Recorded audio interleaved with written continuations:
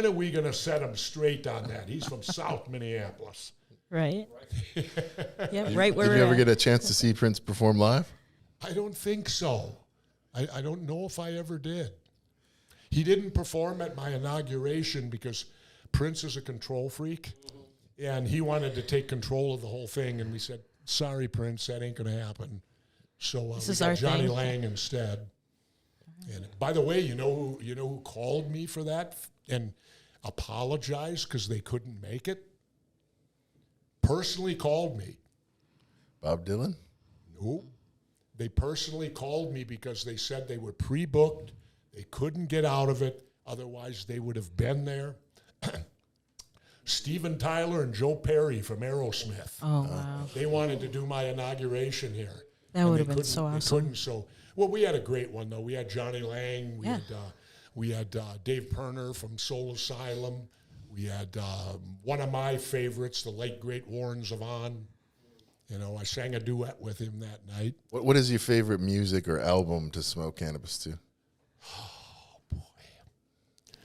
Well, I'll tell you, I don't think I could sit and say I have a favorite because I'm pretty versatile. Dark Side of the Moon would be hard to pass up. Very hard. Very hard to pass up.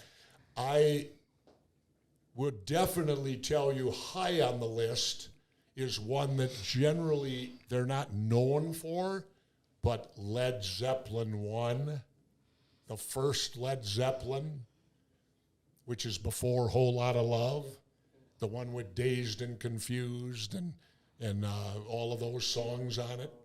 Babe, I'm Gonna Leave You. Oh, boy, you smoke a joint during that, and when it's over with, you're melted. No, so I would say probably if I had to make a pick, I'd tell you Led Zeppelin. Right. I would tell you Led Zeppelin, anything Zepp did, because I was a huge Led Zeppelin. Saw them in 72 and 75.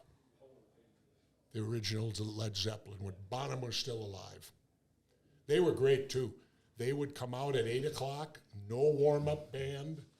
Never had a warm-up band, Led Zeppelin. They would play for 3 hours and 15 minutes till 11:15, and the only break they took was when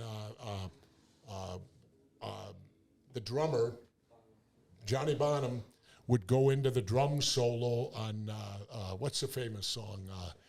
Moby Dick. Moby Dick. That's it, Moby Dick. Bonham would go into Moby Dick and play the 10, 12-minute drum solo of Moby Dick. And then the band would come back out, probably finish Moby Dick off, do one more song, leave, and then come back for the encore. So as a former governor, what are your thoughts? I think Minnesota's got a unique thing in that the municipalities can have and run their own dispensaries. What are your thoughts on that? There's about 13 truthfully, cities. Doc, I've never thought about it, whether it's good or bad.